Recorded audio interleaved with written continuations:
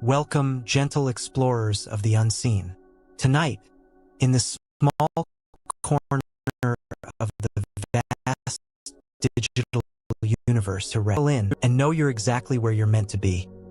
Whether you're lying in a quiet room, tracing city lights from a window, or simply searching for a sense of calm in the gentle hum of your daily life, this is your time. Here, you're not required to fix anything. No need to hold on to every word or chase every idea. Just allow your mind to soften, as if it's settling into a warm bath. Let the world outside fade. You're among friends, fellow travelers curious about the mysteries within and beyond, listeners who yearn to feel a little more at home in their own thoughts. You belong here with your questions and your wonder. Wherever you're tuning in from, however your day has unfolded, know that you're joining a quiet community, a gathering drawn not by the need to master, but to notice, to reflect, and to be gently surprised. Sometimes the most profound changes happen not through force or effort, but through a simple willingness to listen, to question, and to open. So, how are you feeling tonight? Is your mind restless, seeking answers? Or is it tired, longing for something softer, something that doesn't demand, but simply offers? Maybe you're here out of curiosity, or perhaps something deeper. However you arrive, thank you for letting this moment become a gentle sanctuary, a soft landing for your spirit. Tonight, our theme weaves together self-discovery, the quantum world, and the invisible forces that shape the universe and your reality. We'll explore not just how your mind works, but why it glitches, why change can feel impossible, and why reality itself sometimes refuses to play by the rules.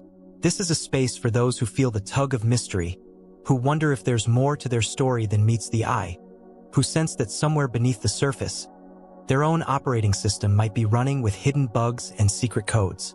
You don't need to remember every theory, every paradox, every strange quantum truth we encounter. Let your mind wander and settle again, as if you're tracing the path of a single leaf drifting on a cosmic breeze. Trust that what matters will stay with you, and what doesn't will simply float away. Tonight, we're not just talking about the mind.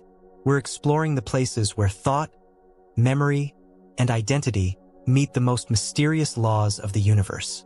What if the glitches in your mind, the habits you can't shake, the stories you tell yourself, the feelings you can't explain, are not errors at all but clues? What if those mistakes are hidden messages, keys to a deeper kind of freedom, a new kind of self-authorship? In this series, you'll be invited to question everything you thought was true about your mind. Each chapter will reveal a paradox, a question you can't ignore, a bug in the code that demands your attention, a contradiction that makes you stop and wonder, even if just for a breath. You won't find easy comfort here, but you will find something far more valuable, a chance to see yourself and your universe through fresh eyes. Consider this: if you're truly the author of your own mind, why does your story keep glitching? Why do you stumble over the same patterns, repeat the same mistakes, or wake up sometimes feeling like a stranger in your own head? There is a code running underneath, quiet and invisible, shaping each thought and decision. Yet every now and then you sense a crack in the system, a flicker, a ripple, a glitch. Throughout this journey, you'll learn to recognize those cracks as opportunities, not failures, but the quantum openings where reality itself invites you to rewrite, to question, to start anew. Together, we'll trace the contours of these mysteries, from the autopilot routines that run your days, to the paradoxes of memory and identity, to the strange quantum laws that seem to rewrite reality as soon as you look. Rest easy. Let your mind open, not with strain, but with curiosity and trust. You don't need to have all the answers. The questions themselves are enough. As we move forward, feel free to breathe deeper. Notice the gentle rhythms of your body and allow your thoughts to flow. You are safe here, encouraged, supported. You are more than the sum of your habits. You are more than the story you've been told. And so, with that spirit, gentle, curious, and brave, we begin this series. You're programming your mind all wrong. Here's the quantum rewrite. Throughout this series, we'll gently pry open the logic boards of consciousness, unmask patterns that hold you back, and peer into the shimmering cracks where your reality leaks through. You'll see yourself not just as a passenger in your mind, but as both the author and the reader, the coder and the code. We won't provide tidy resolutions. Each chapter will leave you with a riddle, a mystery that lingers like a secret melody. And just when you think you've found your footing, the ground will shift beneath you. Are you ready to notice the bugs in your code? Are you willing to sit with the discomfort of paradox, with the unresolved tension that is the true spark of transformation? This isn't about fixing yourself. It's about seeing yourself clearly, and in that clarity, finding the freedom to write a new story. A story that doesn't just follow the old logic, but dares to question reality itself. As we begin, remember, you are safe. You are held. There's no rush. Let the paradoxes unfold in their own time. The universe is strange and beautiful, and so are you. Let's begin to notice the error code in your reality. If you're in control, why can't you stop yourself? Beneath the gentle hum of daily life, a pattern pulses. Steady, unseen, relentless. You wake, move through your day, respond to messages, choose what to eat, what to say, how to feel. Yet behind these choices, a quieter truth stirs. How often do you truly choose? How often are your thoughts, your reactions, your entire sense of self simply running on autopilot, an intricate, invisible program set in motion long ago? It feels natural to claim ownership of each thought, each reaction. The world has taught you that the mind is a tool, a faithful servant responding to your every command. But a closer look reveals another truth. Even as you strive for change, even as you try to rewrite old habits, something within resists. It's as if a shadow hand steers the wheel, guiding you through familiar loops, pulling you back into comfort, even when comfort no longer serves you. This is the unsettling heart of the mind's autopilot, the sensation of being both the driver and the passenger, steering and steered. It is a paradox that gnaws at certainty. How can you claim to be in control when your own behaviors, your own thoughts betray you? Consider the morning routine. The alarm rings. A surge of intention fills you. Today, you'll break the habit. You'll choose the healthy breakfast, resist the scrolling, pause before reacting to the same triggers. Yet by noon, the script is running. The toast is buttered. The phone is unlocked. The words are said before your awareness even catches up. The day flows on, and at the end, you ask, who was driving? The truth is both disturbing and liberating. The mind is a masterful machine, built for efficiency, designed to save energy. Over time, it automates what was once conscious, burning paths deep into your neural landscape. Habits become highways, thoughts carve canyons, feelings are set to default. And so, what began as choice becomes automatic, an elegant trick that frees the conscious mind for other pursuits, but at a cost. There is a comfort in this automation, but also a loss. Each habit that runs without question narrows the field of possibility. The mind, hungry for efficiency, resists the discomfort of change, the friction of newness. The old code whispers that safety is found in repetition, that what worked yesterday will work again. But what happens when the code is wrong? What happens when comfort becomes confinement? You begin to notice the glitches, the frustration of repeating mistakes, the guilt of failed resolutions, the sense of drifting through your own life as a spectator. The mind whispers that you are choosing, but a deeper voice asks, who is choosing? Is it you or a pattern disguised as you? The contradiction deepens. Every attempt to interrupt the autopilot feels like a struggle against yourself. You set intentions, make promises, vow to change, but the old program pulls you back. The harder you push, the stronger the resistance. It's not weakness. It's not failure. It's the logic of the machine running exactly as it was built to run. Yet, within this paradox, a new possibility shimmers. If the autopilot is not you but simply a program, then perhaps there is a way to access the code. Perhaps there is a place where awareness can slip between the circuits, notice the old logic, and introduce a quantum shift. But first, you must notice the program itself. You must watch the mind with gentle curiosity, not as an enemy to conquer, but as a marvel to understand. Each time you notice the script running, Each time you catch yourself mid-habit, you open a tiny crack in the code. You create a space for choice to return. A breath, a pause, a flicker of something new. This is not about blame. There is no shame in the mind's automation. It is the sign of a brilliant system, one that kept you safe, allowed you to survive, to grow, to adapt. But safety can become a prison if the code is never questioned. And the first step toward freedom is not battle, but awareness. Notice how the mind resists. Notice the stories it tells. This is just how I am. I've always done it this way. Change is too hard. These stories are not truths. They are echoes of the autopilot, looping again and again, hoping you'll believe them, hoping you'll stay inside the old script. Pause. Breathe. Watch the patterns unfold. Watch the habits rise and fall. Watch the thoughts parade across your mind, each convinced of its own importance. Who is watching? Who is it that notices the program, that feels the tension between old habit and new intention? In that silent noticing, something shifts. You are no longer entirely the program. You are the awareness within, the gentle observer peering through the quantum cracks. You begin to see the system for what it is, a set of instructions, a learned sequence, a code that can be rewritten. Yet the paradox remains. If you're truly in control, why can't you stop yourself? Why does the mind cling so fiercely to the old patterns, even when they cause pain? The answer is not simple, and it is not comforting. It is a question that will linger, unsettling and unresolved. A thread you cannot pull without unraveling the whole fabric. And perhaps that is the point. True change is not found in quick fixes, or in forcing the mind to obey. It is found in sitting with the discomfort, in questioning the autopilot, in noticing the code as it runs. Each moment of awareness is a small rebellion, a quiet revolution. Each pause is a vote for a new story.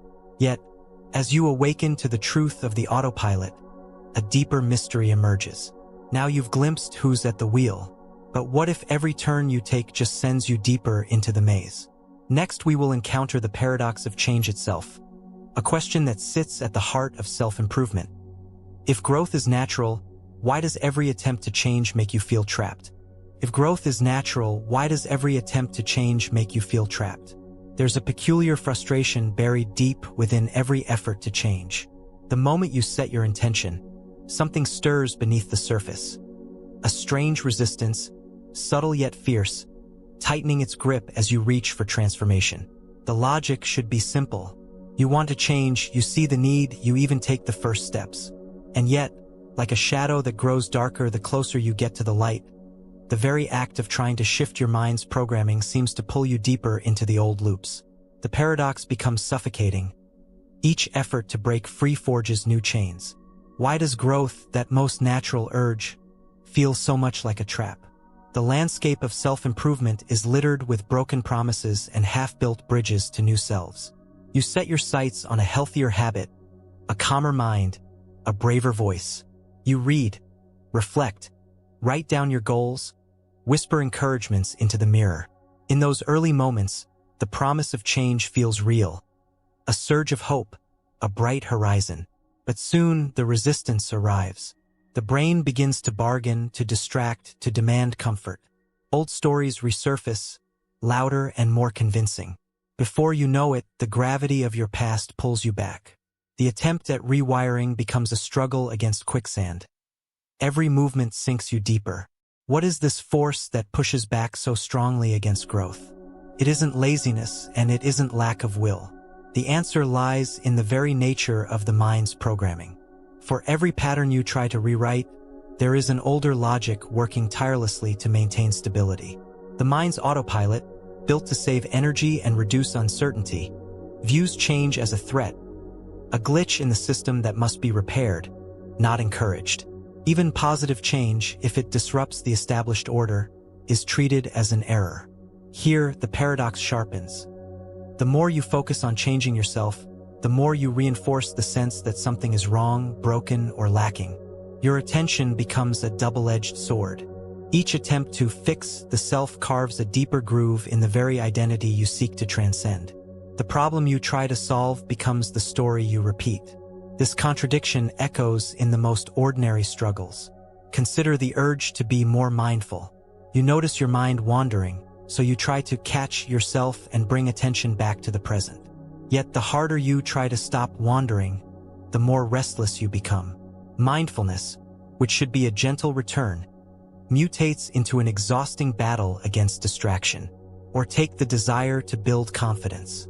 You set out to conquer your doubts, only to find that focusing on your insecurities gives them new life, magnifying what you wished would fade away. Why does this happen? It's not a flaw in your character, but a quirk of consciousness itself. The mind clings to what is familiar, even if that familiarity brings suffering. Each old habit, each limiting belief forms a kind of safety net, a script that promises, you know how to survive this. You've survived it before. The new, the unknown, even when imagined as liberating, feels risky. So the inner machinery rebels. Change is coded as danger. Comfort, even painful comfort, is coded as safety. This is the trap. The more you try to fight your programming, the more entangled you become in it. The effort to escape becomes the glue that binds you tighter. It's a logic that feels cruel, but it is simply the machine at work, doing what it was designed to do. Protect, preserve, repeat. And yet, the longing for change does not disappear. It surfaces again and again, whispering that something more is possible. If you listen closely, you'll sense that this longing isn't about escaping the self, but about returning to a truer, more fluid state. A state where growth happens not through force, but through understanding. But how does one move from struggle to understanding? The first clue is found in the paradox itself. Notice what happens the moment you stop fighting the urge to change. For a breath, a flicker, the tension eases. The mind softens its grip, the pattern loosens. Awareness emerges not as an adversary, but as an ally. In this space, the meaning of change begins to shift. Change is not a battle to be won, but a dance to be entered. Each old program, each resistant thought, is not an enemy but a messenger, evidence of a deeper logic, a wisdom encoded by your history. The system is not broken. It is simply following its rules. And the moment you see those rules clearly, you gain the freedom to question them. Still, the puzzle remains. If you're supposed to grow, why does growth hurt so much? The answer is subtle. True growth demands a willingness to meet discomfort, to sit with uncertainty, to welcome the tension between what is and what could be. This is the quantum in your mind, a space of possibility, but also of ambiguity. You cannot force the leap. You can only create the conditions for it to happen. You become not by battling the code, but by allowing the old logic to be seen, understood, and gently rewritten. In these moments, curiosity becomes your greatest tool. Curiosity dissolves judgment. It makes space for something new to emerge. You begin to ask not, how do I force myself to change? But, what is this resistance trying to teach me? What hidden wisdom does it hold? Suddenly, the pattern loses its power. The code becomes visible. The glitch is not a failure. It's a doorway. Yet the paradox will always remain, a ghost in the machine. For every step forward, a part of you will want to step back. For every new intention, an old program will try to rerun. This is not proof of failure. It is the proof that you are alive, conscious, forever caught between the known and the possible. Change, then, is not a clean break from the past. It is a negotiation, a conversation between different versions of yourself. Sometimes the most profound shifts begin with surrender, with letting go of the need to control, and instead listening, noticing, questioning. Each glitch, each setback is an invitation to look more closely, to understand more deeply. The mind's code may resist, but it cannot ignore the call of awareness. Over time, even the most stubborn patterns begin to soften. You learn to approach change not as an adversary, but as a friend. The paradox doesn't disappear, but it loses its sting. The trap becomes a puzzle, and the puzzle becomes a path. And so, the question lingers, if growth is natural, why does every attempt to change make you feel trapped? Let the question stay open, unanswered. Allow it to spark your curiosity. The paradox is the proof that you are not just a machine, not just a bundle of code. You are the awareness that notices, the presence that wonders, the consciousness that dares to ask why. Yet, As you soften into this new understanding, another mystery emerges, one that hides in plain sight, shaping every thought, every attempt at transformation. Next, we will unravel the riddle of memory itself. If your memories are yours, why do they rewrite themselves when you're not looking? Why do they rewrite themselves when you're not looking? Memory is often called the storybook of the self, the archive where your history is kept safe, facts and feelings preserved for you to revisit, learn from, and share.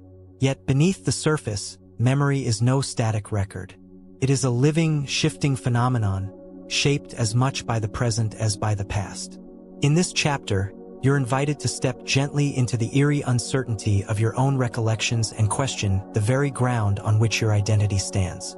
Every day, you reach for memories as if opening a well-worn journal. You recall childhood scenes, pivotal moments, the faces of those you love, the details of yesterday's conversation. Each memory feels solid, yours unique, unchanging. But a quiet contradiction lurks in the shadows. Science shows that each time you remember, you do not simply retrieve an old file. You rewrite it.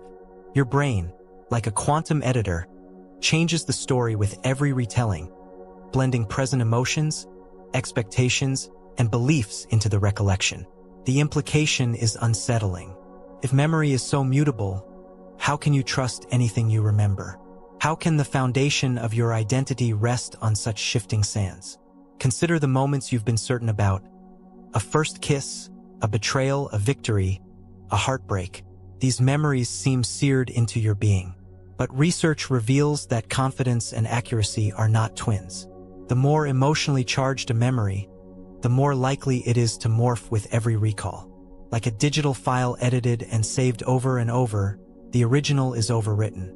The feeling remains, but the facts blur, shift, and sometimes disappear entirely. This is not a trick of the mind, but its nature. Your brain is not a camera. It is a meaning-making machine. Each time you remember, you reconstruct, filling in gaps, reshaping details to fit your current worldview. The story you tell today may not match the one you told last year. Sometimes, two people who shared an event will remember it so differently that it feels as if they lived parallel lives. The consequences ripple outward. Memory becomes less a stable record and more a tool, molded to serve present needs. Old wounds grow sharper or softer depending on the present moment. Achievements shrink or swell to fit the self-image you carry now. You remember what you need to remember in order to sustain your current identity, beliefs, and emotional equilibrium. If your memories are so unreliable, what does that mean for the story of your life? Is your identity merely a collection of comforting fictions, rearranged to suit the present? The question can feel disorienting, even threatening. The mind longs for stability, for a past that grounds the present. But the truth is less comforting and more freeing. If your memories are not set in stone, then neither are the limits they impose. Yet this realization comes with its own risks. If you cannot trust your own memories, how can you trust your perceptions, your beliefs, your most deeply held stories about yourself and others? The unsettling possibility arises. Maybe the very foundation of your understanding is a living, moving target.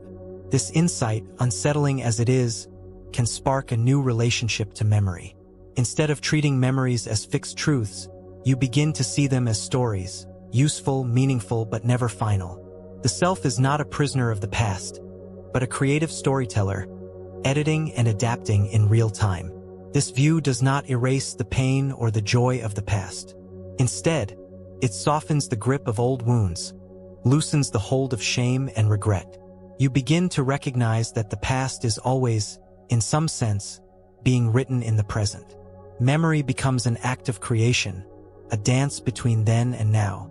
Still, the paradox remains. If your memories are yours, why do they rewrite themselves when you're not looking? Is there an original you can ever recover, or are you always changing even when you try to stay the same? This question reveals the deep link between memory and identity. You want to change, to grow beyond the limits of your story. But if memory itself is fluid, how can you trust the motivations that push you forward? Are your desires your own, or the product of stories you barely remember rewriting? Curiosity offers a path through the uncertainty. Rather than clutching memories tightly, you learn to hold them with gentleness, to question their origins, to listen for the ways they shift in the light of new understanding. You realize that even pain can change shape, that even joy can grow larger in the retelling. The mind, ever the quantum artist, paints and repaints the story of your life. There is power here. If memory is flexible, then the self is not confined. Old limits, old labels, old wounds. These are not life sentences, but stories waiting to be reimagined. The glitches in memory, far from being flaws, are invitations to see the self as a living, breathing possibility. Yet the tension persists. You want it to change, but can you trust the stories fueling that desire? Each attempt at self-improvement, each act of remembering, is filtered through a mind that edits as it goes. There is no solid ground, only shifting possibilities. The awareness of this memory virus is not a call to despair, but to greater honesty. You begin to recognize the stories you've told yourself, stories about what you can and cannot do, about who you are and who you must be. Some stories serve you, others shrink your world. All are open to revision. So, can you trust anything you remember? The answer is never final. The question, like a Zen koan, keeps the mind open, unsettled, and curious. Memory is not the anchor you imagined, but a sail, catching new winds, charting new courses, allowing you to move forward with greater freedom. As the chapter closes, one more paradox flickers into view, stranger still than those before. You've wanted to change, but your memories keep shifting. Now the gaze turns inward to the deepest observer. Next we will face the observer trap. If you're watching your thoughts, who's watching you? If you're watching your thoughts, who's watching you? In the dim corridors of consciousness, there is a phenomenon so ordinary that it hides in plain sight. At any moment, you can direct your attention inward and notice your own thoughts as they arise. This capacity feels like the highest achievement of self-awareness. The mind watching itself, the witness behind the curtain, quietly observing every drama and delight. Yet beneath the gentle surface of introspection, an unsettling question begins to pulse. If you are the one observing your thoughts, then who or what is observing you? It is the mind's oldest trick and its greatest mystery. With a single shift of attention, you pull back from the current of thought and become the watcher, the one who notices, who questions, who sees the play unfold without becoming entangled in every plot twist. This ability to observe is often praised as the gateway to wisdom, the secret to freedom from old habits and suffering. But a paradox quickly emerges. When you look for the watcher, you find only another layer of thought, another pattern, another point of view, another voice within the mind, endlessly reflecting back at itself.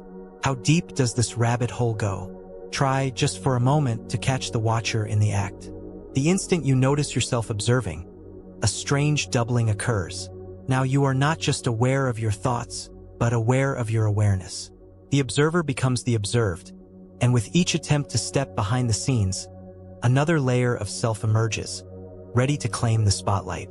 This infinite regress, the observer observing the observer, and so on, has haunted philosophers, neuroscientists, and seekers for centuries. The search for a stable I, a central programmer hidden behind the patterns, leads not to clarity, but to a cascade of shifting perspectives.